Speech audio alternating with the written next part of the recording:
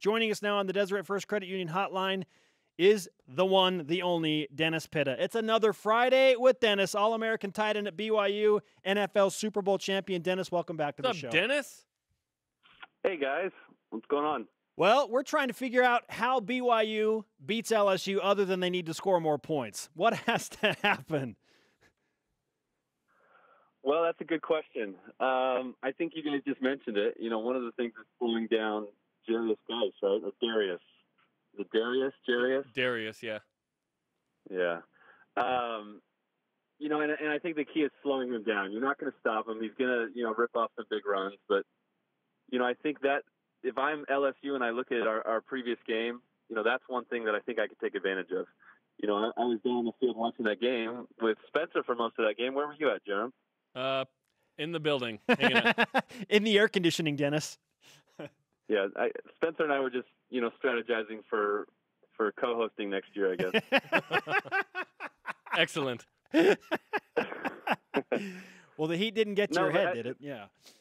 Yeah. Well, so one thing I actually think I mentioned to Jerem or Spencer watching that game is, there were running lanes, which is a little bit concerning. And if there were running lanes against LSU, it's going to be a big problem. So that's one thing we got to shore up on the defensive side is, make sure we clog those holes and don't give him a lot of space to run. He's going to pop some runs just because he's gifted and talented, but, make sure he has to work for him.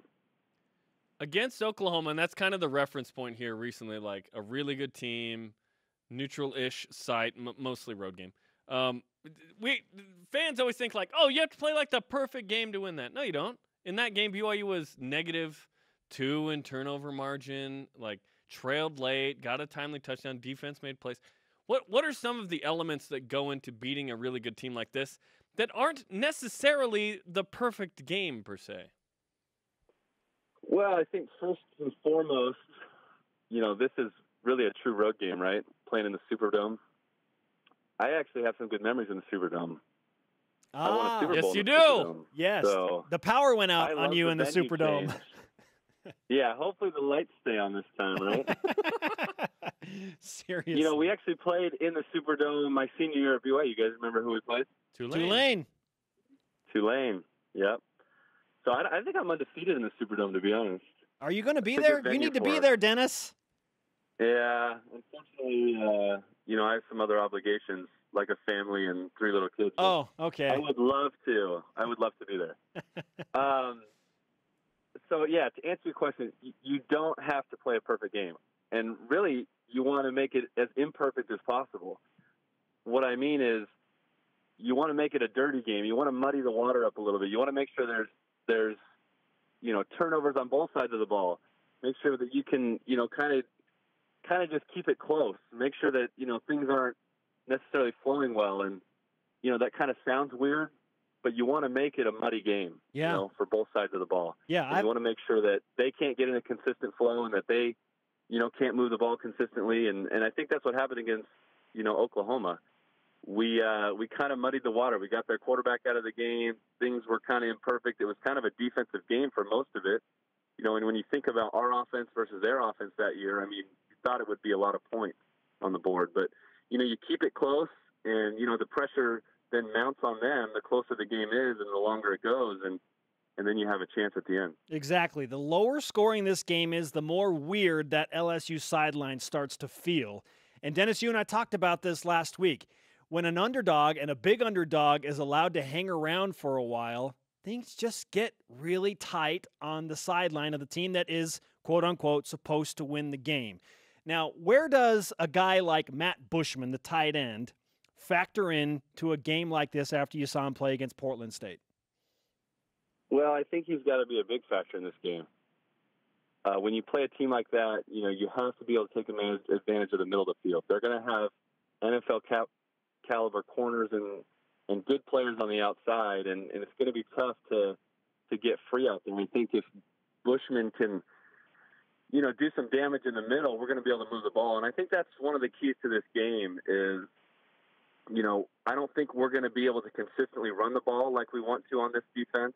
I think it's going to be hard to, create big plays on the outside.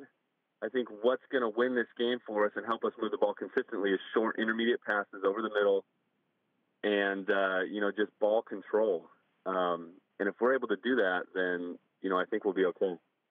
Yesterday we discussed which side of the ball has to have a better game, the offense or the defense, for BYU to win. Like, which side of the ball will win this game for BYU? What do you think?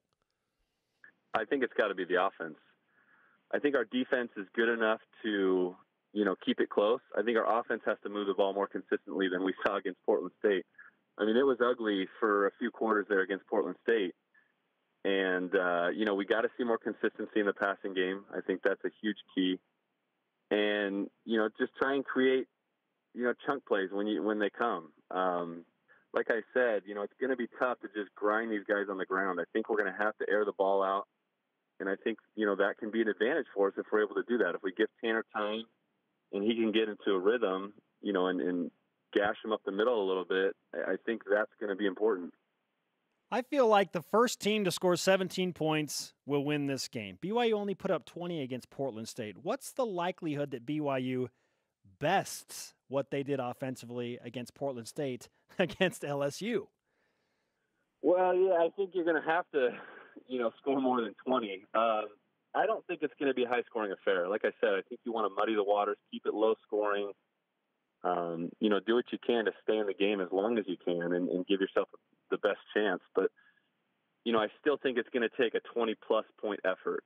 And, that's going to have to come from the offense. You're going to have to, be able to move the ball somewhat and do that through the air. And so, if we can get to 24, 28 points, somewhere in that range, I think that'll be enough. But, if you score under 20, it's going to be tough.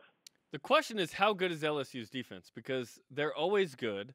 They led the nation in touchdowns allowed with only 16, 1.3 per game. But they did lose 6 NFL but draft they picks. Lost, 5 or 6 NFL draft picks on defense, not to mention other free agents. So how quickly can they adapt? Then you have this, Dennis.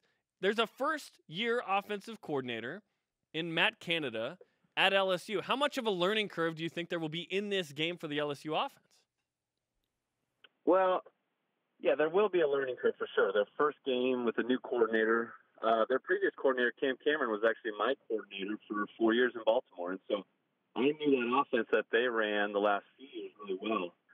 But it was a ball-controlled offense. Run the ball, play action, shot plays, try and get explosive plays down the field when you can. But it'll be interesting to see what approach they take. In my opinion, I think it'll be a lot of the same. I think they're going to try and pound the ball on us, mix it up with some play action, take big shots down the field. And, if we can limit big plays and slow down, Geis as much as we can, I think we'll give ourselves a chance. Dennis, fantastic insight, man. Are you hosting a watch party for the game at your place in Baltimore for the likes of DeAndre Wesley, Robertson Daniel, and Bronson Kafusi? I haven't coordinated yet, but yeah, I'll definitely get on the horn and get those guys going. They actually played last night in the Superdome. The Ravens played their final preseason game against New Orleans. And they won. They finished the preseason undefeated, right? And they won. That means they'll win the Super Bowl. That most likely. It always 4-0 in the preseason, go 16-0 in the regular season for sure. There's always a correlation there every year for the Indianapolis Colts, especially. Great stuff, Dennis. We appreciate the time, man. Excited to watch BYU and LSU, as I'm sure you are, and we will have plenty to talk about next week. All right, guys. Yeah, can't wait to watch the game tomorrow. You got it, man. Thanks, Dennis. Thanks, Dennis.